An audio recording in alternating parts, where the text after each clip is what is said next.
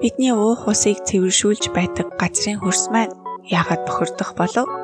Ихэвчлэн хаягдал дайснуудаас болж хөрсний бохирдол үүсдэг ба энэ нь газрын гүний цэнгэг ус бохирдох шалтгаан нь болдог.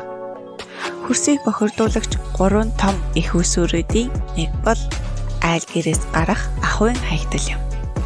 Дахин боловсруулах үйлдвэрт хүрч чадалгүй хөрсөн дээр хаягддаг хуунцар, лааз болон шил.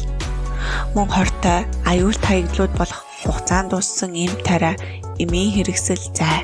Мөн дахин боловсруулах боломжгүй хэрэгэлсэн ариун цэврийн хэрэгсэл, урагдаж илэгдсэн хувцас, гутал, тоглоом, бохирдсан аяг тавг угаагч, эвдэрч хагарсан цахилгаан хэрэгсэл, хүнсний үлдэгдэл гэх мэт хаягдлууд айл өрхөөс өдөр бүр уут уутаар дүүрэн хаягдан хогийн цэг дээр очиж газрын хөрс болон усыг бохирдуулж байна.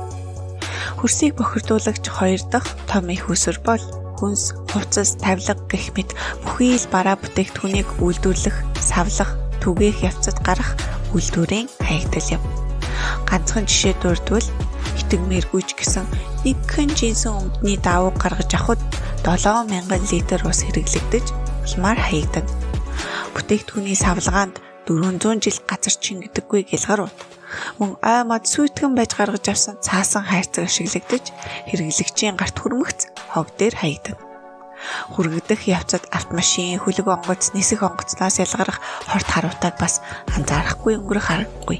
3 дахь том бохирдуулагч бол хүнсний ногоо, жимсгэнийг тарьж ургуулахад хэрэглэдэг бордоо болон шавж устгагч химийн бодис юм.